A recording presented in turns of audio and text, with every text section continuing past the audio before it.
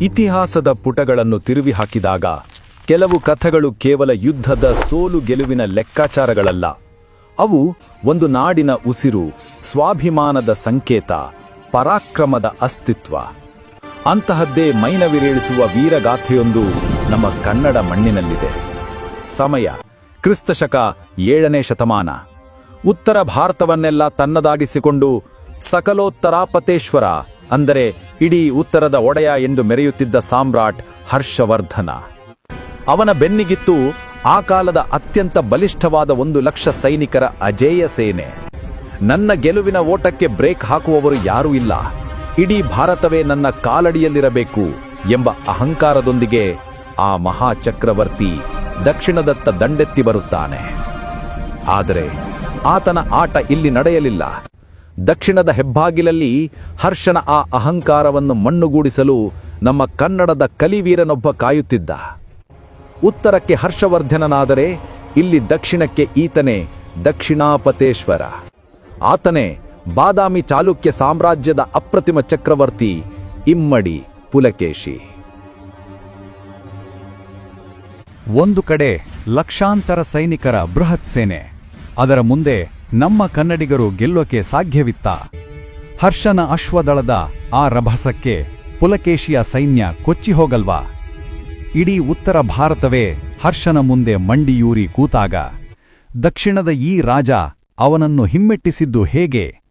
ಈ ಎಲ್ಲಾ ಪ್ರಶ್ನೆಗಳಿಗೆ ಒಂದೇ ಉತ್ತರ, ಅದೇ ಪುಲಕೇಶಿಯ ಅಪ್ರತಿಮ ಯುದ್ಧತಂತ್ರ. ನರ್ಮದಾ ನದಿಯ ದಡದಲ್ಲಿ ಅಂದು ನಮ್ಮ ಕನ್ನಡಿಗರು ಹೆಣೆದ ಆ ಒಂದು ರಣತಂತ್ರ ಇಡೀ ಉತ್ತರ ಭಾರತವನ್ನೇ ನಡುಗಿಸಿತ್ತು. ಅಷ್ಟೇ ಅಲ್ಲ, ಭಾರತದ ಇತಿಹಾಸದ ಗತಿಯನ್ನೇ ಬದಲಾಯಿಸಿತ್ತು. ಹಾಗಾದ್ರೆ ಪುಲಕೇಶಿ ಬಳಸಿದ್ದ ಆ ತಂತ್ರವಾದರೂ ಏನು? ಲಕ್ಷಾಂತರ ಸೈನಿಕರಿದ್ದ ಬೃಹತ್ ಮಹಾಸೇನೆಯನ್ನು ನಮ್ಮ ದಕ್ಷಿಣದ ವೀರ ಮಣಿಸಿದ್ದು ಹೇಗೆ? ಬನ್ನಿ, ಕನ್ನಡಿಗರ ಪರಾಕ್ರಮದ, ಸ್ವಾಭಿಮಾನದ, ಜಗತ್ತೇ ಮೆಚ್ಚಿದ್ದ ಆ ಯುದ್ಧತಂತ್ರದ ರೋಚಕ ಕಥೆಯನ್ನು ಇವತ್ತು ಪೂರ್ತಿಯಾಗಿ ತಿಳಿಯೋಣ. ಈ ಯುದ್ಧದ ತೀವ್ರತೆ ನಿಮಗೆ ಅರ್ಥವಾಗಬೇಕೆಂದರೆ ನಾವು ಮೊದಲು ಶತ್ರುವಿನ ತಾಕತ್ತನ್ನು ಅರಿಯಬೇಕು. ಹರ್ಷವರ್ಧನ ಇವನೊಬ್ಬ ಸಾಮಾನ್ಯ ರಾಜನಾಗಿರಲಿಲ್ಲ. ಆತ ಸಿಂಹಾಸನ ಏರಿದ ಕಥೆಯೇ ಒಂದು ರೋಚಕ ಸಿನಿಮಾ. ಚಿಕ್ಕ ವಯಸ್ಸಿನಲ್ಲೇ ತನ್ನ ತಂದೆ, ಪ್ರೀತಿಯ ಅಣ್ಣ ಮತ್ತು ಭಾವ, ಹೀಗೆ ಆಪ್ತರೆಲ್ಲರನ್ನೂ ಕಳೆದುಕೊಂಡು ಅಕ್ಷರಶಃ ಏಕಾಂಗಿಯಾಗಿದ್ದ. ಆದರೆ ಅವನು ಕುಗ್ಗಿ ಹೋಗಲಿಲ್ಲ. ವಿಂಧ್ಯ ಪರ್ವತದ ದಟ್ಟ ಕಾಡಿನಲ್ಲಿ ಕಳೆದು ಹೋಗಿದ್ದ ತನ್ನ ತಂಗಿ ರಾಜ್ಯಶ್ರೀಯನ್ನು ರಕ್ಷಿಸಿ ನುಚ್ಚು ನೂರಾಗಿದ್ದ ಸಾಮ್ರಾಜ್ಯವನ್ನು ಮತ್ತೆ ಕಟ್ಟಿಬೆಳೆಸಿದ ಛಲಗಾರ ಅವನು.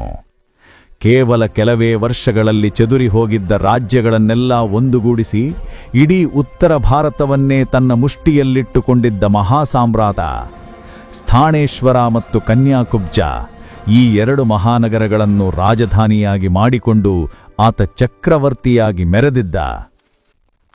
ಅವನ ಸಾಮ್ರಾಜ್ಯದ ವಿಸ್ತಾರ ಎಷ್ಟಿತ್ತೆಂದರೆ ಪೂರ್ವದ ಬಂಗಾಳದಿಂದ ಪಶ್ಚಿಮದ ಸೌರಾಷ್ಟ್ರದವರೆಗೆ, ಉತ್ತರದ ಹಿಮಾಲಯದಿಂದ ದಕ್ಷಿಣದ ನರ್ಮದಾ ನದಿಯ ದಡದವರೆಗೆ ಎಲ್ಲೆಲ್ಲೂ ಹರ್ಷನದ್ದೇ ಪರ್ವ. ಸ್ವತಃ ಚೀನಾದ ಪ್ರಸಿದ್ಧ ಪ್ರವಾಸಿ ಹ್ಯೂವೆನ್ ತ್ಸಾಂಗ್ ಹರ್ಷನ ಆಸ್ಥಾನಕ್ಕೆ ಬಂದು ಅವನ ಆಡಳಿತ, ಆ ಬೃಹತ್ ಸೈನ್ಯ ಮತ್ತು ಆ ದರ್ಬಾರಿನ ವೈಭವವನ್ನು ಕಂಡು ಬೆರಗಾಗಿದ್ದ. ಅಷ್ಟೇ ಅಲ್ಲ, ಹರ್ಷ ಕೇವಲ ಕತ್ತಿ ಹಿಡಿದ ಯೋಧನಷ್ಟೇ ಆಗಿರಲಿಲ್ಲ, ಕೈಯಲ್ಲಿ ಲೇಖನಿ ಹಿಡಿದ ಶ್ರೇಷ್ಠ ಕವಿಯೂ ಆಗಿದ್ದ. ರತ್ನಾವಳಿ, ನಾಗಾನಂದ, ಪ್ರಿಯದರ್ಶಿಕಾದಂತಹ ಅದ್ಭುತ ನಾಟಕಗಳನ್ನು ರಚಿಸಿದ ಸಾಹಿತ್ಯ ಸಾಮ್ರಾಟನೂ ಹೌದು. ಆದರೆ ಆ ನಿರಂತರ ಗೆಲುವುಗಳು ಅವನಲ್ಲಿ ವಿಪರೀತ ಅಹಂಕಾರವನ್ನೇ ತಂದುಬಿಟ್ಟವು. ಯಾವಾಗ ಇಡೀ ಉತ್ತರ ಭಾರತವೇ ಬಂದು ತನ್ನ ಕಾಲಡಳಿಯಲ್ಲಿ ಬಿತ್ತು, ಆ ಕ್ಷಣವೇ ಅವನು ತನ್ನನ್ನು ತಾನು ಸಕಲೋತ್ತರಾಪತೇಶ್ವರ ಎಂದು ಕರೆದುಕೊಂಡ. ಇನ್ನು ಬಾಕಿ ಉಳಿದಿದ್ದು ಒಂದೇ ದಿಕ್ಕು, ಅದು ದಕ್ಷಿಣ. ಅದನ್ನೂ ಗೆದ್ದು ಬಿಟ್ಟರೆ ಇಡೀ ಆರ್ಯಾವರ್ತಕ್ಕೆ ನಾನೊಬ್ಬನೇ ಚಕ್ರವರ್ತಿ ಎನ್ನೋ ಮಹತ್ವಾಕಾಂಕ್ಷೆ ಅವನ ತಲೆಗೇರಿತು. ಅವನ ಸೈನ್ಯದ ಬಲ ಎಷ್ಟಿತ್ತು ಗೊತ್ತಾ? ಬರೋಬ್ಬರಿ 10,000ಕ್ಕೂ ಹೆಚ್ಚು ಯುದ್ಧದ ಆನೆಗಳು, 1,00,000ಕ್ಕೂ ಮೀರಿದ ಕುದುರೆ ಮತ್ತು ಪದಾತಿದಳ. ಅದು ಬರೀ ಸೈನ್ಯವಾಗಿರಲಿಲ್ಲ, ಒಂದು ಚಲಿಸುವ ಮಹಾನಗರವಾಗಿತ್ತು. ಇತಿಹಾಸಕಾರರು ಹೇಳುವ ಪ್ರಕಾರ ಆ ದೈತ್ಯ ಸೇನೆ ಹೆಜ್ಜೆ ಹಾಕಿದರೆ ಸಾಕು, ಭೂಮಿಯೇ ಗಡಗಡ ನಡುಗುತ್ತಿತ್ತಂತೆ. ಉತ್ತರದ ಯಾವ ರಾಜನಿಗೂ ಇವನ ಕಣ್ಣಲ್ಲಿ ಕಣ್ಣಿಟ್ಟು ನೋಡುವ ಧೈರ್ಯವಿರಲಿಲ್ಲ. ಮಾಳವ, ಲತಾ, ಗುರ್ಜರ ರಾಜ್ಯಗಳೆಲ್ಲ ಇವನ ಅಶ್ವಮೇಧದ ಕುದುರೆಯ ವೇಗಕ್ಕೆ ಸಿಲುಕಿ ಧೂಳಿಪಟವಾದವು. ಗೆಲುವಿನ ಮದದಲ್ಲಿ ತೇಲುತ್ತಾ ಹರ್ಷನ ಆ ಸಾಗರದಂತ ಸೇನೆ ಬಂದು ನಿಂತಿದ್ದು ದಕ್ಷಿಣದ ಹೆಬ್ಬಾಗಿಲಾದ ನರ್ಮದಾ ನದಿಯ ದಡದಲ್ಲಿ. ಅವನ ಕಣ್ಣುಗಳಿದ್ದಿದ್ದು ದಕ್ಷಿಣದ ಸಿರಿ ಸಂಪತ್ತಿನ ಮೇಲೆ. ನನ್ನನ್ನು ತಡೆಯುವ ಗಂಡಸೇ ಇಲ್ಲ ಎನ್ನೋದು ಹರ್ಷನ ಗರ್ವವಾಗಿತ್ತು. ಆದರೆ ಅವನಿಗೆ ಗೊತ್ತಿರಲಿಲ್ಲ, ಆ ನದಿಯ ಆಚೆ ದಡದಲ್ಲಿ ಅವನಿಗಿಂತಲೂ ದೊಡ್ಡ ಪರಾಕ್ರಮಿ, ಅವನಿಗಿಂತಲೂ ಚಾಣಾಕ್ಷ ರಣತಂತ್ರಜ್ಞ ಬೇಟೆಗೆ ಕಾಯುವ ಸಿಂಹದಂತೆ ಕಾಯುತ್ತಿದ್ದಾನೆ ಎಂದು. ಅತ್ತ ಉತ್ತರದಲ್ಲಿ ಹರ್ಷವರ್ಧನ ತನ್ನ ಸಾಮ್ರಾಜ್ಯವನ್ನು ವಿಸ್ತರಿಸುತ್ತಿರುವಾಗಲೇ ಇತ್ತ ದಕ್ಷಿಣದ ಕನ್ನಡ ಮಣ್ಣಿನಲ್ಲಿ ಒಂದು ಅದ್ಭುತ ಮಹಾಶಕ್ತಿ ಉದಯವಾಗುತ್ತಿತ್ತು. ಅದೇ ಬಾದಾಮಿ ಚಾಲುಕ್ಯ ಸಾಮ್ರಾಜ್ಯ. ಈ ಸಾಮ್ರಾಜ್ಯದ ಕೀರ್ತಿ ಪತಾಕೆಯನ್ನು ಮುಗಿಲೆತ್ತರಕ್ಕೆ ಏರಿಸಿದವನು ಆ ವಂಶದ ಮುಕುಟಮಣಿ ಇಮ್ಮಡಿ ಪುಲಕೇಶಿ. ಪುಲಕೇಶಿಯ ಬದುಕು ಹೂವಿನ ಹಾಸಿಗೆ ಆಗಿರಲಿಲ್ಲ, ಅದೊಂದು ಮುಳ್ಳಿನ ಹಾದಿ. ತಂದೆ 1ನೇ ಕೀರ್ತಿವರ್ಮ ತೀರಿಕೊಂಡಾಗ ಪುಲಕೇಶಿ ಇನ್ನೂ ಚಿಕ್ಕ ಬಾಲಕ. ಆಗ ಸಾಮ್ರಾಜ್ಯದ ರಕ್ಷಕನಾಗಿ ಅಧಿಕಾರ ವಹಿಸಿಕೊಂಡವನು ಅವನ ಸ್ವಂತ ಚಿಕ್ಕಪ್ಪ ಮಂಗಳೇಶ. ಆದರೆ ಅಧಿಕಾರದ ದಾಹ ಎಂಥವರನ್ನೂ ಕೆಡಿಸುತ್ತೆ ಅಲ್ವಾ? ವರ್ಷಗಳುರುಳಿದವು. ಪುಲಕೇಶಿ ಬೆಳೆದು ವೀರಯೋಧನಾಗಿ ನಿಂತ, ನ್ಯಾಯವಾಗಿ ಸಿಗಬೇಕಿದ್ದ ಸಿಂಹಾಸನವನ್ನು ಕೇಳಿದ. ಆದರೆ ಆಗಲೇ ಶುರುವಾಗಿದ್ದು ದ್ರೋಹದ ಆಟ. ಅಧಿಕಾರದ ಆಸೆಗೆ ಬಿದ್ದ ಮಂಗಳೇಶ ಸಿಂಹಾಸನ ಬಿಟ್ಟುಕೊಡಲು ನಿರಾಕರಿಸಿದ್ದಲ್ಲದೆ ಸ್ವಂತ ಅಣ್ಣನ ಮಗನನ್ನೇ ಮುಗಿಸಲು ಸಂಚು ಹೂಡಿದ. ಆದರೆ ಪುಲಕೇಶಿ ಕೇವಲ ಬಲಶಾಲಿ ಮಾತ್ರವಲ್ಲ, ಚಾಣಾಕ್ಷನೂ ಆಗಿದ್ದ. ಚಿಕ್ಕಪ್ಪನ ಆ ಕುತಂತ್ರದ ವಾಸನೆ ಅವನಿಗೆ ಮೊದಲೇ ಬಡಿದಿತ್ತು. ಅವನು ಸೋಲೊಪ್ಪಿಕೊಳ್ಳಲಿಲ್ಲ. ತನ್ನ ಪ್ರಾಣ ಸ್ನೇಹಿತರನ್ನು ಒಗ್ಗೂಡಿಸಿದ. ಕಾಡಿನಲ್ಲೇ ಒಂದು ರಹಸ್ಯ ಸೈನ್ಯವನ್ನು ಸಂಘಟಿಸಿದ. ಅನ್ಯಾಯದ ವಿರುದ್ಧ ಸಿಡಿದು ನಿಂತ. ಕೊನೆಗೆ ಎಳಪಟ್ಟು ಸಿಂಬಿಗೆ ಎಂಬ ರಣರಂಗದಲ್ಲಿ ನಡೆದ ಆ ಭೀಕರ ಕಾಳಗದಲ್ಲಿ ದ್ರೋಹಕ್ಕೆ ಸೋಲಾಯಿತು. ಸ್ವಂತ ಚಿಕ್ಕಪ್ಪ ಮಂಗಳೇಶನನ್ನೇ ರಣರಂಗದಲ್ಲಿ ಮಣಿಸಿ ವೀರಾಧಿವೀರ ಇಮ್ಮಡಿ ಪುಲಕೇಶಿ ತನ್ನ ಹಕ್ಕಿನ ಸಿಂಹಾಸನವನ್ನು ದರ್ಪದಿಂದ ಏರಿದ. ಹೀಗೆ ಸ್ವಂತ ರಕ್ತ ಸಂಬಂಧಿಗಳನ್ನೇ ಎದುರಿಸಿ ಸಿಂಹಾಸನವೇನೋ ಸಿಕ್ಕಿತು. ಆದರೆ ಮುಂದಿನ ದಾರಿ ಹೂವಿನ ಹಾಸಿಗೆಯಾಗಿರಲಿಲ್ಲ. ಸಾಮ್ರಾಜ್ಯದ ಮೂಲೆ ಮೂಲೆಯಲ್ಲೂ ಒಳಸಂಚುಗಳು, ದಂಗೆಳು, ಶತ್ರುಗಳ ಕಾಟ. ಒಂದು ಕ್ಷಣವೂ ನೆಮ್ಮದಿಯಿಂದ ಕೂರುವಂತಿರಲಿಲ್ಲ. ಆದರೆ ಪುಲಕೇಶಿ ಎದೆಗುಂದಲಿಲ್ಲ. ತನ್ನ ತೋಳ ಬಲ ಮತ್ತು ಅಪ್ರತಿಮ ಬುದ್ಧಿಬಲದಿಂದ ಆ ಒಂದೊಂದೇ ಕಂಟಕಗಳನ್ನು ಬೇರು ಸಮೇತ ಕಿತ್ತು ಹಾಕಿದ. ಅರಾಜಕತೆಯಲ್ಲಿದ್ದ ನಾಡನ್ನು ಮತ್ತೆ ಭದ್ರವಾಗಿ ಕಟ್ಟಿ ನಿಲ್ಲಿಸಿದ. ಅವನ ವಿಜಯ ಯಾತ್ರೆ ಅಲ್ಲಿಗೆ ನಿಲ್ಲಲಿಲ್ಲ. ಕದಂಬರ ಐತಿಹಾಸಿಕ ರಾಜಧಾನಿ ಬನವಾಸಿಯ ಮೇಲೆ ಮುಗಿಬಿದ್ದು ಅದನ್ನು ತನ್ನದಾಗಿಸಿಕೊಂಡ. ತಲಕಾಡಿನ ಗಂಗರನ್ನು ಮಣಿಸಿ ಅವರನ್ನು ತನ್ನ ಆಪ್ತ ಸಾಮಂತರನ್ನಾಗಿ ಮಾಡಿಕೊಂಡ. ಅಷ್ಟೇ ಅಲ್ಲ, ಕೊಂಕಣದ ಮೌರ್ಯರ ಸೊಕ್ಕಡಗಿಸಿ ಇಡೀ ಪಶ್ಚಿಮ ಕರಾವಳಿಯ ಮೇಲೆ ವಿಜಯದ ಬಾವುಟ ಹಾರಿಸಿದ. ಅತ್ತ ಪಶ್ಚಿಮ ಸಮುದ್ರದಿಂದ ಇತ್ತ ಪೂರ್ವದ ಆಂಧ್ರದ ಕರಾವಳಿಯವರೆಗೂ ಪುಲಕೇಶಿಯ ಚಕ್ರಾಧಿಪತ್ಯ ಎಗ್ಗಿಲ್ಲದೆ ಸಾಗಿತು. ಪಶ್ಚಿಮದ ಅರಬ್ಬಿ ಸಮುದ್ರದಿಂದ ಪೂರ್ವದ ಬಂಗಾಳ ಕೊಲ್ಲಿಯವರೆಗೆ, ಉತ್ತರದ ನರ್ಮದೆಯಿಂದ ದಕ್ಷಿಣದ ಕಾವೇರಿ ತೀರದವರೆಗೆ ಎಲ್ಲೆಲ್ಲೂ ಚಾಲುಕ್ಯರ ಕೇಸರಿ ಬಾವುಟ ಗರ್ವದಿಂದ ಹಾರಾಡಿತು. ಅವನ ಆ ಪರಾಕ್ರಮದ ಸುದ್ದಿ ಗಾಳಿಯ ವೇಗದಲ್ಲಿ ದೇಶದಾದ್ಯಂತ ಹಬ್ಬಿತು. ಉತ್ತರಕ್ಕೆ ಹರ್ಷವರ್ಧನನಾದರೆ ದಕ್ಷಿಣಕ್ಕೆ ಇಮ್ಮಡಿ ಪುಲಕೇಶಿ ಎಂಬ ಮಾತು ಪ್ರತಿಯೊಬ್ಬರ ಬಾಯಲ್ಲೂ ಕೇಳಿಬಂತು. ಅವನ ಕೀರ್ತಿ ಕೇವಲ ಭಾರತಕ್ಕಷ್ಟೇ ಸೀಮಿತವಾಗಿರಲಿಲ್ಲ, ಅದು ದೇಶದ ಗಡಿದಾಟಿ ದೂರದ ಪರ್ಷಿಯಾದವರೆಗೂ ತಲುಪಿತ್ತು. ಪುಲಕೇಶಿಯ ಪರಾಕ್ರಮಕ್ಕೆ ಬೆರಗಾದ ಪರ್ಷಿಯಾದ ಚಕ್ರವರ್ತಿ 2ನೇ ಖುಸ್ರು ತನ್ನ ರಾಯಭಾರಿಯನ್ನು ಅಮೂಲ್ಯವಾದ ಉಡುಗೊರೆಗಳೊಂದಿಗೆ ಬಾದಾಮಿಗೆ ಕಳುಹಿಸಿಕೊಟ್ಟಿದ್ದ. ಇದಕ್ಕೆ ಸಾಕ್ಷಿ ಬೇಕೇ? ಇಂದಿಗೂ ಅಜಂತಾ ಗುಹೆಗಳ ವರ್ಣಚಿತ್ರಗಳಲ್ಲಿ ಪರ್ಷಿಯನ್ ರಾಯಭಾರಿಗಳನ್ನು ಪುಲಕೇಶಿ ಸ್ವಾಗತಿಸುತ್ತಿರುವ ಆ ಐತಿಹಾಸಿಕ ಕ್ಷಣ ಜೀವಂತವಾಗಿದೆ ಎಂದು ಇತಿಹಾಸಕಾರರು ಗುರುತಿಸುತ್ತಾರೆ. ಪುಲಕೇಶಿಯ ಆ ಸೈನ್ಯಕ್ಕೆ ಇತಿಹಾಸದಲ್ಲಿ ಒಂದು ವಿಶೇಷ ಹೆಸರಿತ್ತು. ಅದೇ ಕರ್ನಾಟಕ ಬಲ. ಅದು ಕೇವಲ ಯುದ್ಧಕ್ಕೆ ಸೇರಿದ ಜನರ ಗುಂಪಾಗಿರಲಿಲ್ಲ. ಉಕ್ಕಿನಂತಹ ಶಿಸ್ತು, ಕಠಿಣ ತರಬೇತಿ ಮತ್ತು ವಿಶಿಷ್ಟ ಯುದ್ಧ ತಂತ್ರಗಳಿಗೆ ಹೆಸರಾಗಿದ್ದ ಒಂದು ಅಜೇಯ ಪಡೆ. ಅದರಲ್ಲೂ ಮುಖ್ಯವಾಗಿ ಚಾಲುಕ್ಯರ ಆ ಗಜಸೇನೆ. ಯುದ್ಧದ ಆನೆಗಳನ್ನು ಪಳಗಿಸುವುದರಲ್ಲಿ ಕನ್ನಡಿಗರನ್ನು ಮೀರಿಸುವವರು ಯಾರೂ ಇರಲಿಲ್ಲ. ಅಂದಿನ ಇಡೀ ಭಾರತದಲ್ಲೇ ಇದು ಅತ್ಯಂತ ಬಲಿಷ್ಠ ಮತ್ತು ಭಯಂಕರ ಸೇನೆ ಎಂದು ಶತ್ರುಗಳೇ ಒಪ್ಪಿಕೊಂಡಿದ್ದರು. ಸರಿಯಾಗಿ ಇದೇ ಹೊತ್ತಿಗೆ ಒಂದು ಸಿಡಿಲಿನಂತಹ ಸುದ್ದಿ ಬಾದಾಮಿಗೆ ಬಂದು ಅಪ್ಪಳಿಸಿತು.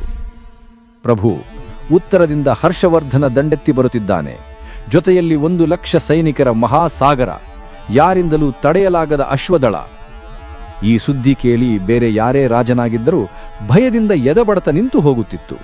ಆದರೆ ನಮ್ಮ ಪುಲಕೇಶಿಯ ಹುಬ್ಬು ಕೂಡ ಅದುರಲಿಲ್ಲ. ಆತ ವಿಚಲಿತನಾಗಲಿಲ್ಲ. ಬದಲಾಗಿ ಒಬ್ಬ ಚಾಣಾಕ್ಷ ಸೇನಾಪತಿಯಾಗಿ ಲೆಕ್ಕಾಚಾರ ಹಾಕಿದ.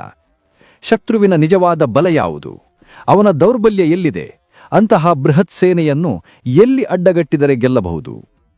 ಆ ಕ್ಷಣದಲ್ಲೇ ಅವನ ತಲೆಯಲ್ಲಿ ಒಂದು ರಣತಂತ್ರ ಸಿದ್ಧವಾಯಿತು. ಹರ್ಷನ ಸೇನೆ ಅತಿ ದೊಡ್ಡ ಶಕ್ತಿಯೇ ಅವನ ಆ ವೇಗವಾದ ಅಶ್ವದಳ. ಜೊತೆಗೆ ಉತ್ತರ ಭಾರತದ ವಿಶಾಲವಾದ ಬಯವು ಸೀಮೆಯಲ್ಲಿ ಯುದ್ಧ ಮಾಡಿ ಅವರಿಗೆ ಚೆನ್ನಾಗಿ ಅಭ್ಯಾಸವಾಗಿತ್ತು. ಹೀಗಿರುವಾಗ ಅವನನ್ನು ಅದೇ ಬಯಲಿನಲ್ಲಿ ಎದುರಿಸುವುದು ಅಕ್ಷರಶಃ ಆತ್ಮಹತ್ಯೆಗೆ ಸಮ ಎಂದು ಪುಲಕೇಶಿಗೆ ಚೆನ್ನಾಗಿ ಗೊತ್ತಿತ್ತು. ಅದಕ್ಕೆ ಅವನ ಪ್ಲಾನ್ ಬೇರೆದೇ ಇತ್ತು. ಶತ್ರುವನ್ನು ಎಂತಹ ಜಾಗದಲ್ಲಿ ಲಾಕ್ ಮಾಡಬೇಕೆಂದರೆ ಅಲ್ಲಿ ಅವನ ವೇಗವಾದ ಕುದುರೆಗಳು ನಿಷ್ಪ್ರಯೋಜಕವಾಗಬೇಕು. ಅವನ ಆ ದೈತ್ಯ ಸೈನ್ಯಕ್ಕೆ ಕನಿಷ್ಠ ಚಲಿಸಲು ಕೂಡ ಜಾಗವಿರಬಾರದು. ಆದರೆ ಅದೇ ಜಾಗದಲ್ಲಿ ತನ್ನ ಗಜಸೇನೆಗೆ ಮಾತ್ರ ಮೇಲುಗೈ ಸಿಗಬೇಕು. ಅಂತಹದೊಂದು ಕಿಲ್ಲರ್ ಫೀಲ್ಡ್ಗಾಗಿ ಪುಲಕೇಶಿ ಹುಡುಕಾಟ ನಡೆಸಿದ. ಅವನ ಆ ಹುಡುಕಾಟಕ್ಕೆ ಉತ್ತರ ಸಿಕ್ಕೇ ಬಿಟ್ಟಿತು. ಅವನ ಕಣ್ಣಿಗೆ ಬಿದ್ದಿದೆ ದಕ್ಷಿಣದ ಹೆಬ್ಬಾಗಿಲು. ಉತ್ತರ ಮತ್ತು ದಕ್ಷಿಣ ಭಾರತವನ್ನು ಇಬ್ಬಾಗ ಮಾಡುವ ಆ ನೈಸರ್ಗಿಕ ಗಡಿರೇಖೆ, ಅದೇ ರೌದ್ರವಾಗಿ ಹರಿಯುವ ನರ್ಮದಾ ನದಿ. ಇದೇ ನನ್ನ ರಣರಂಗ, ಇಲ್ಲಿಯೇ ಹರ್ಷನ ಸೋಲು ಬರೆಯಬೇಕು ಎಂದು ಆ ಕ್ಷಣವೇ ಪುಲಕೇಶಿ ನಿರ್ಧರಿಸಿದ. ಯುದ್ಧ ಗೆಲ್ಲೋದು ಕೇವಲ ಸೈನಿಕರ ಸಂಖ್ಯೆಯಿಂದಲ್ಲ, ಅಥವಾ ಹರಿತವಾದ ಆಯುಧಗಳಿಂದಲೂ ಅಲ್ಲ. ಅದು ನಿಂತಿರೋದು ನಾವು ಆಯ್ಕೆ ಮಾಡಿಕೊಳ್ಳುವ ರಣರಂಗ, ಸೂಕ್ತ ಸಮಯ ಮತ್ತು ಚದುರಂಗದಂತಹ ತಂತ್ರದ ಮೇಲೆ. ಈ ಸತ್ಯ ನಮ್ಮ ಪುಲಕೇಶಿಗೆ ಚೆನ್ನಾಗಿ ಗೊತ್ತಿತ್ತು. ಅದಕ್ಕೆ ಹರ್ಷವರ್ಧನನಿಗೆ ತಕ್ಕ ಪಾಠ ಕಲಿಸಲು ಆತ ಬೇರೆ ಯಾವ ಅಸ್ತ್ರವನ್ನೂ ಹುಡುಕಲಿಲ್ಲ. ರೌದ್ರವಾಗಿ ಹರಿಯುತ್ತಿದ್ದ ಆ ನರ್ಮದಾ ನದಿಯನ್ನೇ ತನ್ನ ಬ್ರಹ್ಮಾಸ್ತ್ರವನ್ನಾಗಿ ಮಾಡಿಕೊಂಡ. ನರ್ಮದಾ ಅಂದ್ರೆ ಅದು ಸುಮ್ಮನೆ ನೀರು ಹರಿಯುವ ನದಿಯಾಗಿರಲಿಲ್ಲ. ವಿಂಧ್ಯ ಮತ್ತು ಸಾತ್ಪುರ ಪರ್ವತಗಳ ನಡುವೆ ಪಾತಾಳದಂತಹ ಆಳವಾದ ಕಣಿವೆಯಲ್ಲಿ ನುಗ್ಗಿ ಹರಿಯುವ ರೌದ್ರ ನದಿಯದು. ಅದರ 2 ದಡಗಳನ್ನು ನೋಡಿದರೆ ಎಂಥವರಿಗೂ ನಡುಕ ಹುಟ್ಟುತ್ತದೆ. ಒಂದೆಡೆ ಆಕಾಶಕ್ಕೆ ಮುಖ ಮಾಡಿದ ಕಡಿದಾದ ಬಂಡೆಗಳು, ಮತ್ತೊಂದೆಡೆ ಆಳವಾದ ಕಂದಕಗಳು, ಸುತ್ತಲೂ ಭೇದಿಸಲಾಗದ ದಟ್ಟವಾದ ಕಾಡು. ಇಂತಹ ದುರ್ಗಮವಾದ ಜಾಗದಲ್ಲಿ ಲಕ್ಷಾಂತರ ಸೈನಿಕರು ಒಟ್ಟಿಗೆ ಹೆಜ್ಜೆ ಹಾಕುವುದಿರಲಿ, ನಿಲ್ಲಲು ಜಾಗವಿರಲಿಲ್ಲ. ಬಯಲು ಸೀಮೆಯಲ್ಲಿ ಗಾಳಿಯ ವೇಗದಲ್ಲಿ ಓಡುವ ಆ ಕುದುರೆಗಳಿಲ್ಲೇ ಈ ಕಲ್ಲು ಬಂಡೆಗಳ ನಡುವೆ ಹೆಜ್ಜೆ ಇಡಲು ಕಷ್ಟವಾಗುತ್ತಿತ್ತು. ಇನ್ನು ವೇಗವಾಗಿ ದಾಳಿ ಮಾಡುವುದು ಅಸಾಧ್ಯದ ಮಾತೇ ಸರಿ. ಅದಕ್ಕಿಂತ ಮುಖ್ಯವಾಗಿ ಆ ನದಿಯನ್ನು ದಾಟಬೇಕೆಂದ್ರೆ ಇಡೀ ಸೈನ್ಯಕ್ಕೆ ಇದ್ದದ್ದು ಕೆಲವು ಕಿರಿದಾದ ದಾರಿಗಳು. ಇದನ್ನೇ ಯುದ್ಧ ತಂತ್ರದಲ್ಲಿ ಚೋಕ್ ಪಾಯಿಂಟ್ಸ್ ಅಥವಾ ಕತ್ತಿನ ಪಟ್ಟಿ ಅಂತ ಕರೆಯೋದು. ಲಕ್ಷಾಂತರ ಸೈನಿಕರು ಇದ್ದರೂ ಈ ಕಿರಿದಾದ ದಾರಿಯಲ್ಲಿ ಒಬ್ಬರ ಹಿಂದೊಬ್ಬರು ಬರಲೇಬೇಕಿತ್ತು. ಪುಲಕೇಶಿ ಕಾಯುತ್ತಿದ್ದದ್ದು ಇದಕ್ಕಾಗಿಯೇ. ಪುಲಕೇಶಿಯ ಗೆಲುವಿನ ಅಸಲಿ ರಹಸ್ಯ ಅಡಗಿದ್ದೇ ಇಲ್ಲಿ, ಅವನ ಆ ಮಾಸ್ಟರ್ ಮೈಂಡ್ ತಂತ್ರಗಾರಿಕೆಯಲ್ಲಿ. ಯುದ್ಧದ ಮೊದಲ ನಿಯಮ ಜಾಗದ ಆಯ್ಕೆ. ಪುಲಕೇಶಿ ಹರ್ಷವರ್ಧನನಿಗೆ ಯುದ್ಧ ಭೂಮಿಯನ್ನು ಆಯ್ಕೆ ಮಾಡಿಕೊಳ್ಳುವ ಅವಕಾಶವನ್ನೇ ಕೊಡಲಿಲ್ಲ. ಬದಲಿಗೆ ಬೇಟೆಯಾಡುವ ಹುಲಿ ಹೇಗೆ ಜಿಂಕೆಯನ್ನು ತಾನಿರುವ ಕಡೆಗೆ ಸೆಳೆಯುತ್ತದೆಯೋ ಹಾಗೆ ಹರ್ಷನ ಆ ಬೃಹತ್ ಸೈನ್ಯವನ್ನು ತಾನು ಸಿದ್ಧಪಡಿಸಿದ ಮರಣದ ಬಲೆಗೆ, ಅಂದರೆ ಡೆತ್ ಟ್ರಾಪ್ಗೆ ಬಂದು ಬೀಳುವಂತೆ ಮಾಡಿದ. ಹರ್ಷನ ಆ ಬೃಹತ್ ಸೈನ್ಯ ಬಂದು ನಿಂತಿದ್ದು ನರ್ಮದೆಯ ಉತ್ತರ ದಡದಲ್ಲಿ. ನದಿಯನ್ನು ದಾಟಬೇಕೆಂದ್ರೆ ಅವರಿಗೆ ಉಳಿದಿದ್ದದ್ದು ಆ ಕಿರಿದಾದ ಕಣಿವೆ ಮಾರ್ಗ ಮಾತ್ರ. ಸರಿಯಾಗಿ ಇದೇ ಕ್ಷಣಕ್ಕಾಗಿ ಕಾಯುತ್ತಿದ್ದ ಪುಲಕೇಶಿ ಏನು ಮಾಡಿದ ಗೊತ್ತಾ? ಆತ ತನ್ನ ಸೈನಿಕರನ್ನು ಮುಂದೆ ಬಿಡಲಿಲ್ಲ. ಬದಲಿಗೆ ತನ್ನ ಅತ್ಯಂತ ಭಯಾನಕವಾದ ಗಜಪಡೆಯನ್ನು ನದಿಗೆ ಇಳಿಸಿದ. 100 ಯುದ್ಧದ ಆನೆಗಳನ್ನು ಒಂದರ ಪಕ್ಕ ಒಂದರಂತೆ ಸಾಲಾಗಿ ನಿಲ್ಲಿಸಿ ನದಿಯ ಮಧ್ಯದಲ್ಲೇ ಮಾಂಸ ಮತ್ತು ಸ್ನಾಯುಗಳ ಒಂದು ಜೀವಂತ ಕೋಟೆಯನ್ನು ನಿರ್ಮಿಸಿದ. ಆದರೆ ಪುಲಕೇಶಿ ಅವಸರ ಪಡಲಿಲ್ಲ. ಯುದ್ಧದಲ್ಲಿ ತಾಳ್ಮೆ ಕೂಡ ಒಂದು ಹರಿತವಾದ ಆಯುಧ ಅನ್ನೋದು ಅವನಿಗೆ ಗೊತ್ತಿತ್ತು. ಅತ್ತ ಹರ್ಷನ ಸೈನ್ಯ ನದಿಯ ಉತ್ತರ ದಡದಲ್ಲಿ ಬೀಡು ಬಿಟ್ಟು ಈ ನದಿಯನ್ನ ದಾಟೋದು ಹೇಗೆ ಎಂದು ದಾರಿ ಹುಡುಕುತ್ತಾ ಕಂಗಾಲಾಗಿತ್ತು. ಆದರೆ ಇತ್ತ ಪುಲಕೇಶಿ ತನ್ನ ಇಡೀ ಸೈನ್ಯವನ್ನೇ ಮಾಯ ಮಾಡಿಬಿಟ್ಟಿದ್ದ. ದಕ್ಷಿಣ ದಡದ ಎತ್ತರದ ಗುಡ್ಡಗಳು, ದಟ್ಟವಾದ ಕಾಡುಗಳು ಮತ್ತು ಕಣಿವೆಗಳ ಮರೆಯಲ್ಲಿ ತನ್ನ ವೀರರನ್ನು ಹುದುಗಿಸಿಟ್ಟ. ಹುಲಿ ತನ್ನ ಬೇಟೆಗಾಗಿ ಪೊದೆಯಲ್ಲಿ ಅವಿತು ಕುಳಿತುಕೊಳ್ಳುತ್ತಲ್ಲ, ಹಾಗೆ ಪುಲಕೇಶಿ ಶತ್ರುವಿನ ಆ ಒಂದು ತಪ್ಪು ಹೆಜ್ಜೆಗಾಗಿ ಕಾಯ್ತಿದ್ದ. ಹರ್ಷನ ಸೈನಿಕರು ನದಿಗೆ ಕಾಲಿಡಲು ಪ್ರಯತ್ನಿಸಿದ ಪ್ರತಿ ಬಾರಿಯೂ ಅದೇ ಕಥೆ. ಬಂಡೆಗಳ ಮರೆಯಿಂದ, ಕಾಡಿನೊಳಗಿಂದ ಎಲ್ಲಿಂದ ಬರುತ್ತಿವೆ ಎಂದೇ ತಿಳಿಯದಂತೆ ಚಾಲುಕ್ಯರ ಬಾಣಗಳು ಮಳೆಯಂತೆ ಸುರಿಯುತ್ತಿದ್ದವು. ಆ ರಭಸಕ್ಕೆ ಹರ್ಷನ ಸೈನ್ಯ ತತ್ತರಿಸಿ ಹೋಯಿತು. ಒಂದೆಜ್ಜೆ ಮುಂದಿಟ್ಟರೂ ಸಾವು ಖಚಿತ ಎನ್ನುವ ಭೀಕರ ಪರಿಸ್ಥಿತಿ. ಅತ್ತ ನದಿ ದಾಟಿ ಮುಂದೆ ಸಾಗಲುವಾಗದೆ, ಇತ್ತ ಬಂದ ದಾರಿಗೆ ಸುಮ್ಮನೆ ಹಿಂದೆ ಸರಿಯಲು ಮನಸ್ಸಿಲ್ಲದೆ ಹರ್ಷನ ಆ ಬೃಹತ್ ಸೈನ್ಯ ನದಿಯ ದಡದಲ್ಲೇ ನರಕ ಅನುಭವಿಸಿತು. ಅಕ್ಷರಶಃ ಅತ್ತ ದರಿ ಇತ್ತ ಪುಲಿ ಎನ್ನುವಂಟಾಯಿತು ಅವರ ಸ್ಥಿತಿ. ದಿನಗಳು ಉರುಳಿದಂತೆ ಆ ನದಿ ದಡ ಹರ್ಷನ ಪಾಲಿಗೆ ನರಕವಾಯಿತು. 1,00,000 ಸೈನಿಕರು, ಸಾವಿರಾರು ಆನೆ ಕುದುರೆಗಳು, ಇವರಿಗೆಲ್ಲ ದಿನಕ್ಕೆ ಎಷ್ಟು ಆಹಾರ ಬೇಕು ಊಹಿಸಿ. ದಿನ ಕಳೆದಂತೆ ತಂದಿದ್ದ ದವಸ ಧಾನ್ಯ ಖಾಲಿಯಾಯಿತು. ಕುಡಿಯುವ ನೀರಿಗೂ ಹಾಹಾಕಾರ ಶುರುವಾಯಿತು. ಒಂದು ಕಡೆ ಹಸಿವಿನ ಬಾಧೆ, ಇನ್ನೊಂದು ಕಡೆ ಅಡಗಿ ಕುಳಿತ ಶತ್ರುವಿನ ಭಯ. ಹೊಟ್ಟೆಗೆ ಹಿಟ್ಟು ಇಲ್ಲದ ಮೇಲೆ ಕೈಯಲ್ಲಿ ಕತ್ತಿ ಹಿಡಿಯುವ ತಾಕತ್ತು ಎಲ್ಲಿಂದ ಬರಬೇಕು? ಆ ಬೃಹತ್ ಸೈನ್ಯದ ಮನೋಸ್ಥೈರ್ಯ, ಮೊರಾಲ್ ಸಂಪೂರ್ಣವಾಗಿ ಕುಸಿದು ಬಿತ್ತು.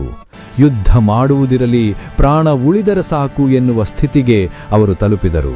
ದಿನಗಳು ಕಳೆದಂತೆ ಹರ್ಷನ ತಾಳ್ಮೆಯ ಕಟ್ಟೆ ಒಡೆಯಿತು. ಬೇರೆ ದಾರಿಯಿಲ್ಲದೆ ಏನೇ ಆಗಲಿ ನದಿ ದಾಟಿ ಆಕ್ರಮಣ ಮಾಡಿ ಎಂದು ತನ್ನ ಸೈನ್ಯಕ್ಕೆ ಅಂತಿಮ ಆದೇಶ ನೀಡಿದ. ಅವನ ಅಶ್ವದಳ ಮತ್ತು ಪದಾತಿಗಳು ಜೀವವನ್ನು ಕೈಯಲ್ಲಿಡಿದುಕೊಂಡು ಆ ರಭಸವಾದ ನದಿಯನ್ನು, ಕೆಸರನ್ನು ದಾಟಿ ಹೇಗೋ ಕಷ್ಟಪಟ್ಟು ದಕ್ಷಿಣದ ದಡಕ್ಕೆ ಕಾಲಿಟ್ಟರು. ಹಮ್ಮಯ್ಯ, ದಡ ಸೇರಿದೆವು ಎಂದು ನಿಟ್ಟುಸಿರು ಬಿಡುವಷ್ಟರಲ್ಲೇ ಅಲ್ಲಿ ಅವರಿಗಾಗಿ ಒಂದು ಕರಾಳ ಆಶ್ಚರ್ಯ ಕಾದಿತ್ತು. ಅದು ಬರೀ ಆಶ್ಚರ್ಯವಾಗಿರಲಿಲ್ಲ, ಸಾಕ್ಷಾತ್ ಮೃತ್ಯುವಿನ ರೂಪವಾಗಿತ್ತು. ಅಲ್ಲಿ ಅವರ ಸ್ವಾಗತಕ್ಕೆ ನಿಂತಿದ್ದೇ ಪುಲಕೇಶಿಯ ಅಜೇಯ ಗಜಸೇನೆ. ಪುಲಕೇಶಿ ತನ್ನ ಆ ಪರ್ವತದಂತಹ ಆನೆಗಳನ್ನು ನದೀ ದಡದ ಆ ಕಿರಿದಾದ ದಾರಿಯಲ್ಲಿ ಒಂದು ಜೀವಂತ ಕೋಟೆಯಂತೆ, ಲಿವಿಂಗ್ ವಾಲ್ ಯಂತೆ ನಿಲ್ಲಿಸಿದ್ದ. ಊಹಿಸಿಕೊಳ್ಳಿ ಆ ದೃಶ್ಯವನ್ನು. ಒಂದೆಡೆ ನದಿ ದಾಟಿ ಹೈರಾಣಾಗಿ ಉಸಿರು ಎಳೆದುಕೊಳ್ಳುತ್ತಿದ್ದ ಹರ್ಷನ ಕುದುರೆಗಳು ಮತ್ತು ಸೈನಿಕರು, ಇನ್ನೊಂದೆಡೆ ಯುದ್ಧಕ್ಕೆ ತುದಿಗಾಲಿನಲ್ಲಿ ನಿಂತಿದ್ದ ಮದವೇರಿದ ಆನೆಗಳು. ತಮ್ಮ ಮುಂದೆ ಯಮನಂತೆ ನಿಂತ ಆ ಕಪ್ಪು ಬಂಡೆಗಳನ್ನು ಕಂಡು ಹರ್ಷನ ಸೈನಿಕರ ಎದೆ ಝಲ್ಲೆಂದಿತು. ಆನೆಗಳ ವಾಸನೆ ಬಡಿದ ತಕ್ಷಣ ಹರ್ಷನ ಕುದುರೆಗಳು ಭಯದಿಂದ ಹಿಂದಕ್ಕೆ ಜಿಗಿಯಲಾರಂಭಿಸಿದವು. ವಿಶಾಲವಾದ ಬಯಲು ಸೀಮೆಯಲ್ಲಿ ಆ ಕುದುರೆಗಳು ಗಾಳಿಯ ವೇಗದಲ್ಲಿ ಓಡಬಲ್ಲವು ನಿಜ. ಆದರೆ ಕೆಸರು ತುಂಬಿದ ಈ ಇಕ್ಕಟ್ಟಾದ ಜೌಗು ಪ್ರದೇಶದಲ್ಲಿ ಅವುಗಳ ಆ ವೇಗಕ್ಕೆ ಕವಡೆ ಕಾಸಿನ ಕಿಮ್ಮತ್ತಿರಲಿಲ್ಲ. ವೇಗವಾಗಿ ಓಡುವುದು ಹಾಗಿರಲಿ, ಕಾಲು ಎತ್ತಿ ಇಡಲು ಅವು ಪರದಾಡಿದವು. ಕುದುರೆಗಳ ಕಾಲುಗಳು ಕೆಸರಿನಲ್ಲಿ ಹೂತು ಹೋದರೆ ಸವಾರರು ನಿಯಂತ್ರಣ ಕಳೆದುಕೊಂಡರು. ಹರ್ಷನ ಅಶ್ವದಳ ಅಕ್ಷರಶಃ ಕೆಸರಿನಲ್ಲಿ ಸಿಕ್ಕಿಬಿದ್ದ ಮೀನಿನಂತಾಯಿತು. ಆನೆಗಳ ಮೇಲಿಂದ ಚಾಲುಕ್ಯ ವೀರರು ಭಲ್ಲೆ ಮತ್ತು ದಾಣಗಳ ಮಳೆಯನ್ನೇ ಸುರಿಸಿದರು. ಕೆಳಗೆ ನದಿಯ ಕೆಸರು ನೀರಿನಲ್ಲಿ ಸಿಲುಕಿದ್ದ ಹರ್ಷನ ಸೈನಿಕರ ಪಾಡು ಹೇಳುತ್ತೀರದು. ಅವರಿಗೆ ಅಲ್ಲಿ ಸರಿಯಾಗಿ ಕಾಲೂರಿ ನಿಲ್ಲಲು ಆಗುತ್ತಿರಲಿಲ್ಲ. ಇನ್ನು ತಿರುಗಿ ಹೋರಾಡುವುದು ಎಲ್ಲಿಯ ಮಾತು? ಅದಕ್ಕಿಂತ ಘೋರವಾದ ಸಂಗತಿ ಎಂದರೆ ಆನೆಗಳ ಆ ಭಯಂಕರ ಗೀಳಿಡುವ ಶಬ್ದಕ್ಕೆ ಹರ್ಷನ ಕುದುರೆಗಳು ಬೆದರಿ ದಿಕ್ಕಾಪಾಲಾದವು. ಪ್ರಾಣ ಭಯದಿಂದ ಓಡುವ ಭರದಲ್ಲಿ ಆ ಕುದುರೆಗಳು ಶತ್ರುಗಳನ್ನು ಬಿಟ್ಟು ತಮ್ಮದೇ ಸೈನಿಕರನ್ನು ತುಳಿದು ಹಾಕಲಾರಂಭಿಸಿದವು. ಕೇವಲ ಕ್ಷಣಾರ್ಧದಲ್ಲಿ ಶಿಸ್ತಿಗೆ ಹೆಸರಾಗಿದ್ದ ಹರ್ಷನ ಆ ಬೃಹತ್ ಸೈನ್ಯದಲ್ಲಿ ನರಕ ಸದೃಶವಾದ ಗೊಂದಲ ಮತ್ತು ಹಾಹಾಕಾರ ಮುಗಿಲು ಮುಟ್ಟಿತು. ಹರ್ಷನಿಗ ಬಿದ್ದ ಪೆಟ್ಟು ಕೇವಲ ಯುದ್ಧ ಭೂಮಿಯಲ್ಲಿ ಮಾತ್ರವಲ್ಲ, ಅವನ ಸೈನ್ಯದ ಬೆನ್ನೆಲುಬಿಗೆ ಬಿದ್ದಿತ್ತು. ಒಂದೆಡೆ ಹರ್ಷನ ಮುಖ್ಯ ಸೈನ್ಯ ನದಿಯ ದಡದಲ್ಲಿ ಸಿಕ್ಕಿ ಹಾಕಿಕೊಂಡು ಒದ್ದಾಡುತ್ತಿದ್ದರೆ, ಇನ್ನೊಂದೆಡೆ ಕಾಡಿನಲ್ಲಿ ಅಡಗಿದ್ದ ಪುಲಕೇಶಿಯ ಚುರುಕಾದ ಸಣ್ಣ ಸೈನ್ಯದ ತುಕಡಿಗಳು ಹರ್ಷನ ಸೈನ್ಯಕ್ಕೆ ಜೀವನಾಡಿಯಂತಿದ್ದ ಸರಬರಾಜು ಮಾರ್ಗಗಳನ್ನೇ ಕತ್ತರಿಸಿ ಹಾಕಿದವು. ಆಹಾರ, ಶಸ್ತ್ರಾಸ್ತ್ರಗಳು, ಔಷಧಿಗಳು ಹೀಗೆ ಸೈನ್ಯಕ್ಕೆ ಬೇಕಾದ ಎಲ್ಲವನ್ನೂ ದಾರಿಯಲ್ಲೇ ತಡೆದು ನಾಶ ಮಾಡಿದವು. ಮುಂಭಾಗದಲ್ಲಿ ಆನೆಗಳ ದಾಳಿ, ಹಿಂಭಾಗದಲ್ಲಿ ಹಸಿವಿನ ಬಾಧೆ. ಈ ಏಟಿಗೆ ಹರ್ಷನ ಸೈನ್ಯ ಸಂಪೂರ್ಣವಾಗಿ ಕುಸಿದು ಹೋಯಿತು. ಒಮ್ಮೆ ಕಣ್ಮುಚ್ಚಿ ಆ ರೋಚಕ ದೃಶ್ಯವನ್ನ ಊಹಿಸಿಕೊಳ್ಳಿ. ಒಂದೆಡೆ ರೌದ್ರವಾಗಿ ಹರಿಯುತ್ತಿರುವ ನರ್ಮದೆಯ ಆರ್ಭಟ, ಇನ್ನೊಂದೆಡೆ ತಪ್ಪಿಸಿಕೊಳ್ಳಲು ಜಾಗವಿಲ್ಲದ ಕಡಿದಾಡ ಬಂಡೆಗಳು. ನೀರಿನಲ್ಲಿ ಇಳಿದರೆ ಸಾಕಿರ ಬಾಣಗಳ ಮಳೆ. ಹೋಗಲಿ ದಡ ಹತ್ತೋಣವೆಂದರೆ ಅಲ್ಲಿ ಯಮನಂತೆ ನಿಂತಿರುವ ಆನೆಗಳ ಬೃಹತ್ ಗೋಡೆ. ಹರ್ಷವರ್ಧನನ ಆ 1,00,000 ಸೈನಿಕರ ಮಹಾಸೇನೆ ಪುಲಕೇಶಿ ಹೆಣದ ಆ ಭಯಂಕರ ಚಕ್ರವ್ಯೂಹದಲ್ಲಿ ಅಕ್ಷರಶಃ ಉಸಿರುಗಟ್ಟಿ ಹೋಯಿತು. ಇಡೀ ಉತ್ತರ ಭಾರತವನ್ನೇ ಗೆದ್ದು ಬೀಗುತ್ತಿದ್ದ ಆ ಸಕಲೋತ್ತರ ಪಥೇಶ್ವರ ಇಂದು ದಕ್ಷಿಣದ ನಮ್ಮ ಹೆಮ್ಮೆಯ ರಾಜನ ಮುಂದೆ ಸಂಪೂರ್ಣ ಅಸಹಾಯಕನಾಗಿ ನಿಂತಿದ್ದ. ಅಂತಿಮವಾಗಿ ಆ ಮಹಾಯುದ್ಧ ತನ್ನ ಕೊನೆಯ ಘಟ್ಟಕ್ಕೆ ಬಂದು ತಲುಪಿತು. ದಿನಗಳು ಉರುಳಿದಂತೆ ಹರ್ಷನ ಸೈನ್ಯದ ಸ್ಥಿತಿ ಅಕ್ಷರಶಃ ನರಕವಾಯಿತು. ಒಂದೆಡೆ ಚಾಲುಕ್ಯರ ನಿರಂತರ ದಾಳಿ, ಇನ್ನೊಂದೆಡೆ ಹಸಿವು ಮತ್ತು ರೋಗಗಳ ಕಾಟ. ಸಾವಿರಾರು ಸೈನಿಕರು ಹೋರಾಡಲಾಗದೆ ಕಣ್ಣು ಮುಂದೆಯೇ ಮಣ್ಣಾದರು. ಇನ್ನು ಹರ್ಷನಿಗೆ ಅತ್ಯಂತ ಹೆಮ್ಮೆಯಿದ್ದ ಅವನ ಆ ಗಜ ಸೈನ್ಯ ಕೂಡ ನಮ್ಮ ಪುಲಕೇಶಿಯ ಆನೆಗಳ ಪರಾಕ್ರಮದ ಮುಂದೆ ನಿಲ್ಲಲಾಗದೆ ಸೋತು ಹಿಮ್ಮೆಟ್ಟಿತು. ಅಜೇಯ ಎಂದು ಬೀಗುತ್ತಿದ್ದ ಹರ್ಷನ ಸಾಮ್ರಾಜ್ಯ ನರ್ಮದೆಯ ತಟದಲ್ಲಿ ನಡುಗಿ ಹೋಯಿತು. ಅಂತಿಮವಾಗಿ ಹರ್ಷವರ್ಧನನಿಗೆ ತನ್ನ ಸೋಲು ಸ್ಪಷ್ಟವಾಗಿ ಕಾಣತೊಡಗಿತು. ಊಹಿಸಿ, ಜೀವನದಲ್ಲಿ ಒಂದೇ ಒಂದು ಸೋಲನ್ನು ಕಾಣದ ಸಕಲೋತ್ತರ ಪಥೇಶ್ವರ ಎಂದು ಜಗತ್ತಿನೆದುರು ಬೀಗುತ್ತಿದ್ದ ಆ ಚಕ್ರವರ್ತಿಗೆ ಇದು ಅರಗಿಸಿಕೊಳ್ಳಲಾಗದ ಕಹಿ ಸತ್ಯವಾಗಿತ್ತು. ಆದರೆ ವಿಧಿಯಾಟದ ಮುಂದೆ ಯಾರ ಆಟ ನಡೆಯುತ್ತೆ ಹೇಳಿ? ಇದು ಹೋರಾಡಿದರೆ ನನ್ನ ಇಡೀ ಸೈನ್ಯ ಸ್ಮಶಾನ ಸೇರುತ್ತದೆ, ನಾನೇ ಶತ್ರುವಿನ ಕೈಗೆ ಸೆರೆಯಾಗಬೇಕಾಗುತ್ತದೆ ಎಂಬ ಭಯ ಅವನನ್ನು ಆವರಿಸಿತು. ಕೊನೆಗೆ ಅನಿವಾರ್ಯವಾಗಿ ಆ ಮಹಾ ಸಾಮ್ರಾಟ ತನ್ನ ಸೋರನ್ನು ಒಪ್ಪಿಕೊಳ್ಳಲು ನಿರ್ಧರಿಸಿದ. ಅಲ್ಲಿಗೆ ರಣರಂಗದಲ್ಲಿ ಶಾಂತಿ ನೆಲೆಸಿತು. ಇಬ್ಬರು ಮಹಾ ಸಾಮ್ರಾಟರ ನಡುವೆ ಒಂದು ಐತಿಹಾಸಿಕ ಒಪ್ಪಂದವಾಯಿತು. ಆ ಒಪ್ಪಂದದ ಪ್ರಕಾರ ಇನ್ನು ಮುಂದೆ ಯಾರೂ ಆ ಲಕ್ಷ್ಮಣ ರೇಖೆಯನ್ನು ದಾಟುವಂತಿಲ್ಲ. ಉತ್ತರಕ್ಕೆ ಹರ್ಷವರ್ಧನ, ದಕ್ಷಿಣಕ್ಕೆ ಇಮ್ಮಡಿ ಪುಲಕೇಶಿ. ಆ ಪವಿತ್ರವಾದ ನರ್ಮದಾ ನದಿಯೇ ಇನ್ನು ಮುಂದೆ ಉತ್ತರ ಮತ್ತು ದಕ್ಷಿಣ ಭಾರತದ ಸಾಮ್ರಾಜ್ಯಗಳ ಅಳಿಸಲಾಗದ ಗಡಿರೇಖೆಯಾಗಿ ನಿರ್ಧಾರವಾಯಿತು. ಆ ಕ್ಷಣವೇ ಹರ್ಷವರ್ಧನ ಒಂದು ಕಠಿಣವಾದ ಶಪಥ ಮಾಡಿದ. ಇನ್ನು ಈ ಜನ್ಮದಲ್ಲಿ ಮತ್ತೆಂದೂ ನರ್ಮದೆಯನ್ನು ದಾಟಿ ದಕ್ಷಿಣದ ಕಡೆ ತಲೆ ಹಾಕುವುದಿಲ್ಲ. ಗೆಲುವಿನ ಗರ್ವದಿಂದ ಬಂದಿದ್ದ ಆ ಮಹಾ ಸಾಮ್ರಾಟ ಕೊನೆಗೆ ಮುರಿದ ಮನಸ್ಸಿನಿಂದ ಸೋತವನ ಭಾರವಾದ ಹೆಜ್ಜೆಗಳನ್ನಿಟ್ಟು ತನ್ನ ರಾಜಧಾನಿ ಕನೌಜ್ನತ್ತ ಮುಖ ಮಾಡಿದ. ಬರುವಾಗ ಭೂಮಿ ನಡುಗುವಂತೆ ಬಂದಿದ್ದ ಸೈನ್ಯ ಹೋಗುವಾಗ ತಲೆ ತಗ್ಗಿಸಿ ಮೌನವಾಗಿ ಸಾಗುತ್ತಿತ್ತು. ಈ ಒಂದು ಮಹಾವಿಜಯ ಇಮ್ಮಡಿ ಪುಲಕೇಶಿಯ ಕೀರ್ತಿ ಪತಾಕೆಯನ್ನು ಮುಗಿಲೆತ್ತರಕ್ಕೆ ಏರಿಸಿತು. ಆದರೆ ಇದು ಬರೀ ಕಥೆಯಲ್ಲ, ಇದಕ್ಕೆ ಕಲ್ಲಿನಂತಹ ಗಟ್ಟಿ ಸಾಕ್ಷಿ ಇದೆ. ಇಂದಿಗೂ ಬಾಗಲಕೋಟೆ ಜಿಲ್ಲೆಯ ಐಹೊಳೆಯಲ್ಲಿರುವ ಆ ಮೇಗುತಿ ದೇವಾಲಯದ ಶಾಸನ ಇದನ್ನೇ ಸಾರಿ ಹೇಳುತ್ತಿದೆ. ಪುಲಕೇಶಿಯ ಆಸ್ಥಾನ ಕವಿ ರವಿಕೀರ್ತಿ ಸಂಸ್ಕೃತ ಭಾಷೆ ಮತ್ತು ಹಳಗನ್ನಡ ಲಿಪಿಯಲ್ಲಿ ಕೆತ್ತಿಸಿದ ಅಜರಾಮರವಾದ ಇತಿಹಾಸವಿದು. ಆ ಶಾಸನ ಹೇಳುವ ಪ್ರಕಾರ ಕ್ರಿಸ್ತಶಕ 618-19 ಆ ಕೊರೆಯುವ ಚಳಿಗಾಲದಲ್ಲಿ ನಮ್ಮ ಪುಲಕೇಶಿಯು ಹರ್ಷನ ಗರ್ವವನ್ನು ಮಣ್ಣುಗೂಡಿಸಿದ್ದ. ಆ ಶಾಸನದಲ್ಲಿ ರವಿಕೀರ್ತಿ ಬರೆದ ಸಾಲುಗಳು ಎಂತಹ ರೋಮಾಂಚನಕಾರಿ ಗೊತ್ತಾ? ಆ ಒಂದೇ ಒಂದು ಸಾಲು ಸಾಕು ಆ ಯುದ್ಧದ ತೀವ್ರತೆ ಮತ್ತು ಪುಲಕೇಶಿಯ ವಿಜಯದ ಮಹತ್ವವನ್ನು ಇಡೀ ಜಗತ್ತಿಗೆ ಸಾರಲು. ಈ ಐತಿಹಾಸಿಕ ಗೆಲುವಿನ ನಂತರ ಇಮ್ಮಡಿ ಪುಲಕೇಶಿ ಕೇವಲ ರಾಜನಾಗಿ ಉಳಿಯಲಿಲ್ಲ. ಪರಮೇಶ್ವರ, ಸತ್ಯಾಶ್ರಯ ಎಂಬ ಪವಿತ್ರ ಬಿರುದುಗಳ ಜೊತೆಗೆ ಅತ್ಯಂತ ಶ್ರೇಷ್ಠವಾದ, ಇಡೀ ದಕ್ಷಿಣ ಭಾರತವೇ ಗರ್ವಪಡುವಂತಹ ಬಿರುದನ್ನು ಧರಿಸಿದ. ಅದೇ ದಕ್ಷಿಣಾಪಥೇಶ್ವರ, ಅಂದರೆ ಇಡೀ ದಕ್ಷಿಣದ ಒಡೆಯ. ಅಂದು ಉತ್ತರ ಭಾರತಕ್ಕೆ ಹರ್ಷವರ್ಧನ ಸಕಲೋತ್ತರಾಪಥೇಶ್ವರನಾಗಿ ಮೆರೆದರೆ, ಇತ್ತ ದಕ್ಷಿಣ ಭಾರತಕ್ಕೆ ನಮ್ಮ ಪುಲಕೇಶಿ ಸಾಕ್ಷಾತ್ ದಕ್ಷಿಣಾಪಥೇಶ್ವರನಾಗಿ ತಲೆ ಎತ್ತಿ ನಿಂತ. ಎರಡು ದಿಕ್ಕುಗಳು, ಇಬ್ಬರು ಮಹಾನ್ ಚಕ್ರವರ್ತಿಗಳು, ಇವರ ನಡುವೆ ಅಜರಾಮರ ಸಾಕ್ಷಿಯಾಗಿ ಇಂದಿಗೂ ಹರಿಯುತ್ತಿದೆ ಆ ನರ್ಮದೆ. ನೋಡಿದ್ರಲ್ಲ ವೀಕ್ಷಕರೇ, ನಮ್ಮ ಕನ್ನಡದ ವೀರನೊಬ್ಬನ ಆ ಯುದ್ಧತಂತ್ರ ಮತ್ತು ಪರಾಕ್ರಮ ಇಡೀ ಭಾರತದ ಇತಿಹಾಸದ ದಿಕ್ಕನ್ನೇ ಬದಲಾಯಿಸಿತು ಅಂತ. ಇದು ಕೇವಲ ಒಬ್ಬ ರಾಜನ ಸೋಲು ಗೆಲುವಿನ ಕಥೆಯಲ್ಲ, ಇದು ನಮ್ಮ ನೆಲದ, ನಮ್ಮ ಸ್ವಾಭಿಮಾನದ ಕಥೆ. ಈ ರೋಚಕ ಇತಿಹಾಸ ಕೇಳಿ ನಿಮಗೂ ಹೆಮ್ಮೆ ಅನಿಸಿದ್ದರೆ ದಯವಿಟ್ಟು ಈ ಕ್ಷಣವೇ ಈ ವಿಡಿಯೋಗೆ ಒಂದು ಲೈಕ್ ಕೊಡಿ. ಯಾಕಂದ್ರೆ ನಿಮ್ಮ ಆ ಒಂದು ಲೈಕ್ ನಮಗೆ ಇಂತಹ ಮತ್ತಷ್ಟು ಅದ್ಭುತ ಕಥೆಗಳನ್ನು ಹುಡುಕಿ ನಿಮ್ಮ ಮುಂದೆ ತರಲು ದೊಡ್ಡ ಪ್ರೇರಣೆ ನೀಡುತ್ತದೆ. ನರ್ಮದಾ ತೀರದಲ್ಲಿ ನಡೆದದ್ದು ಕೇವಲ ಒಂದು ರಕ್ತಸಿಕ್ತ ಯುದ್ಧವಾಗಿರಲಿಲ್ಲ. ಅದು ಭಾರತದ ಇತಿಹಾಸದ ದಿಕ್ಕನ್ನೇ ಬದಲಿಸಿದ ಒಂದು ನಿರ್ಣಾಯಕ ಘಳಿಗೆ. ಆ ಯುದ್ಧದ ನಂತರದ ಪರಿಣಾಮಗಳು ಇಡೀ ಭಾರತದ ರಾಜಕೀಯ ಭೂಪಟದ ಮೇಲೆಯೇ ಒಂದು ಅಳಿಸಲಾಗದ ಮುದ್ರೆಯನ್ನುತ್ತಿತು. ಅದುವರೆಗೂ ಇಡೀ ಭಾರತವನ್ನೇ ಗೆಲ್ಲುತ್ತೇನೆ ಎಂದು ಹೊರಟಿದ್ದ ಉತ್ತರ ಭಾರತದ ರಾಜರುಗಳಿಗೆ ದಕ್ಷಿಣಕ್ಕೆ ಬಂದರೆ ಸೋಲು ಕಟ್ಟಿಟ್ಟ ಬುತ್ತಿ ಎಂಬ ಎಚ್ಚರಿಕೆಯ ಗಂಟೆ ಬಾರಿಸಿತು. ಒಮ್ಮೆ ಯೋಚಿಸಿ, ಅಂದು ಆ ಯುದ್ಧದಲ್ಲಿ ಒಂದು ವೇಳೆ ಪುಲಕೇಶಿ ಸೋತಿದ್ದರೆ ಏನಾಗುತ್ತಿತ್ತು? ಇಡೀ ದಕ್ಷಿಣ ಭಾರತ ಹರ್ಷವರ್ಧನನ ಪಾದದ ಅಡಿಯಲ್ಲಿ ನಲುಗಿ ಹೋಗುತ್ತಿತ್ತು.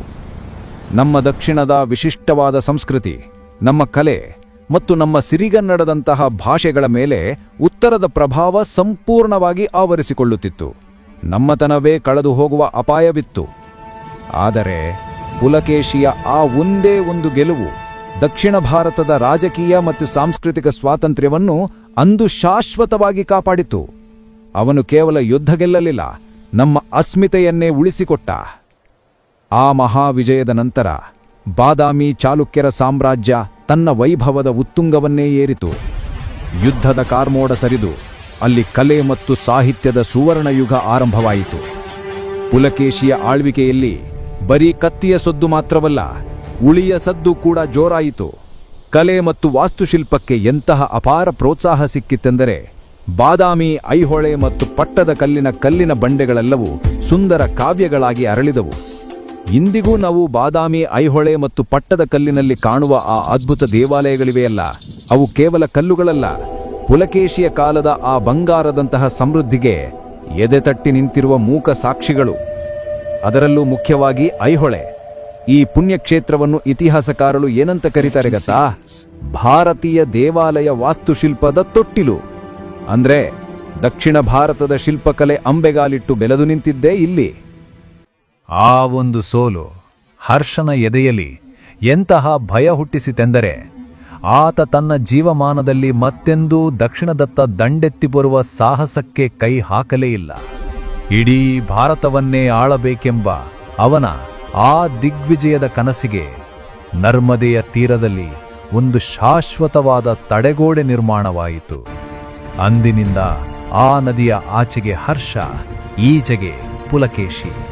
ಪುಲಕೇಶಿಯ ಆ ಪರಾಕ್ರಮದ ಕೀರ್ತಿ ಕೇವಲ ಭಾರತಕ್ಕೆ ಸೀಮಿತವಾಗಿರಲಿಲ್ಲ, ಅದು ಸಪ್ತ ಸಾಗರಗಳನ್ನು ದಾಟಿ ವಿದೇಶಗಳಿಗೂ ಹಬ್ಬಿತ್ತು. ಇದಕ್ಕೆ ಸಾಕ್ಷಿ ಚೀನಾದ ಪ್ರಸಿದ್ಧ ಪ್ರವಾಸಿ ಹ್ಯುಯನ್ ತ್ಸಾಂಗ್. ಆತ ಬಾದಾಮಿಗೆ ಭೇಟಿ ನೀಡಿ ತನ್ನ ಪ್ರವಾಸ ಕಥನದಲ್ಲಿ ಇಲ್ಲಿನ ಜನರ ಬಗ್ಗೆ ಏನು ಬರೆದಿದ್ದಾನೆ ಗೊತ್ತಾ? ಇಲ್ಲಿನ ಜನರು ಮಹಾನ್ ಸ್ವಾಭಿಮಾನಿಗಳು ಮತ್ತು ಪರಾಕ್ರಮಿಗಳು.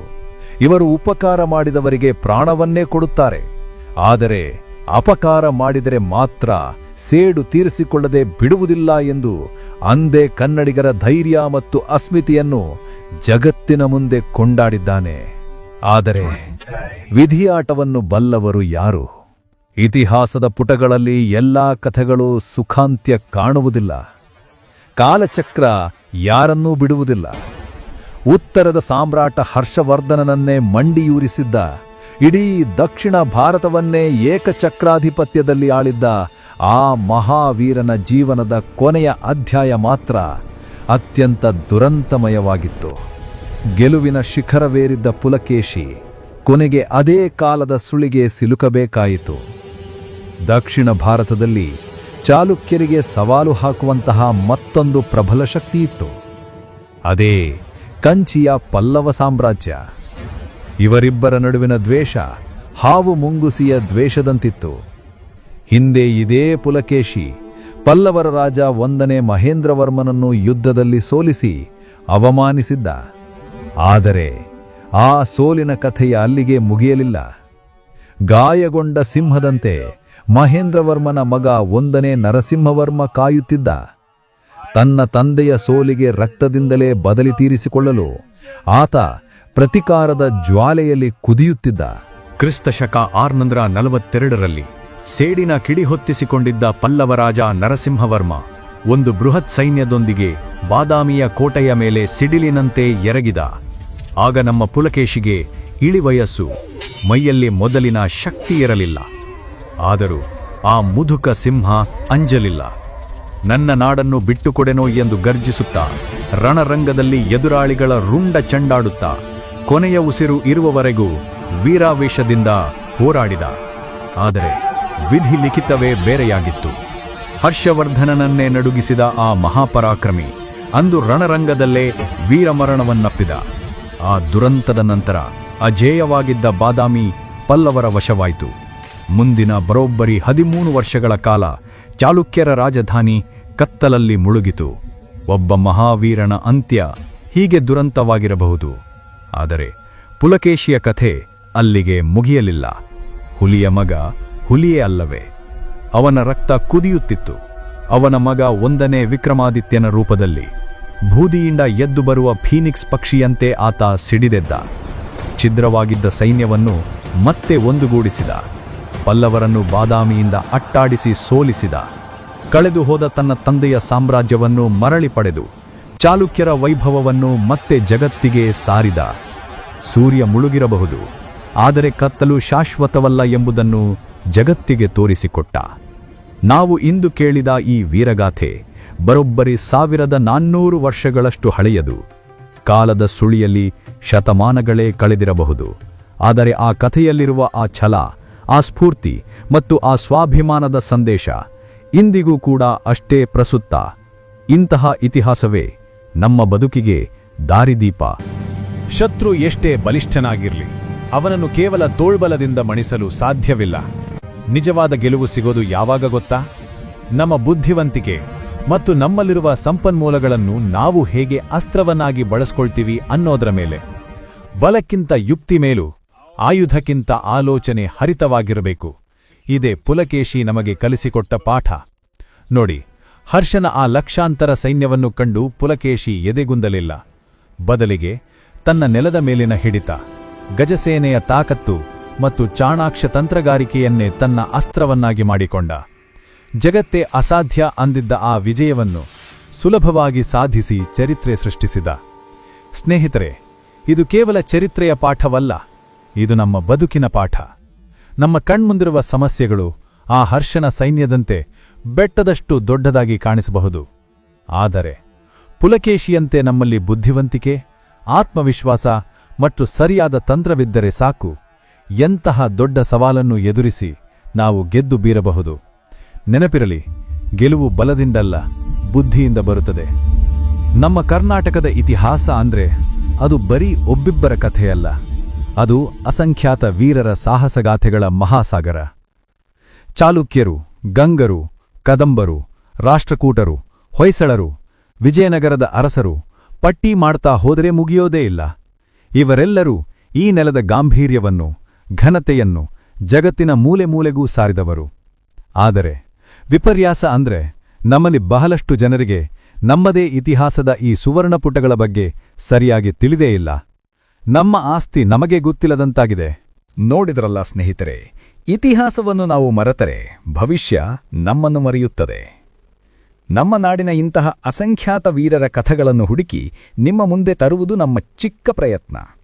ಈ ಪ್ರಯತ್ನಕ್ಕೆ ನಿಮ್ಮ ಬೆಂಬಲವಿದ್ದರೆ ನಮ್ಮ ಇತಿಹಾಸವನ್ನು ಯಾರೂ ಅಳಿಸಲು ಸಾಧ್ಯವಿಲ್ಲ. ಈ ವಿಡಿಯೋ ನಿಮಗೆ ಇಷ್ಟವಾಗಿದ್ದರೆ ಒಂದು ಲೈಕ್ ಕೊಡಿ. ಮುಂದಿನ ರೋಚಕ ಕಥೆಗಳಿಗಾಗಿ ಈಗಲೇ ವೀರಚರಿತ್ರೆ ಚಾನೆಲ್ಗೆ ಸಬ್ಸ್ಕ್ರೈಬ್ ಆಗಿ, ಮರೆಯದೆ ಬೆಲ್ ಐಕಾನ್ ಒತ್ತಿ. ಸಿಗೋಣ ಮತ್ತೊಂದು ವೀರಗಾಥೆಯೊಂದಿಗೆ. ಜೈ ಹಿಂದ್, ಜೈ ಕರ್ನಾಟಕ.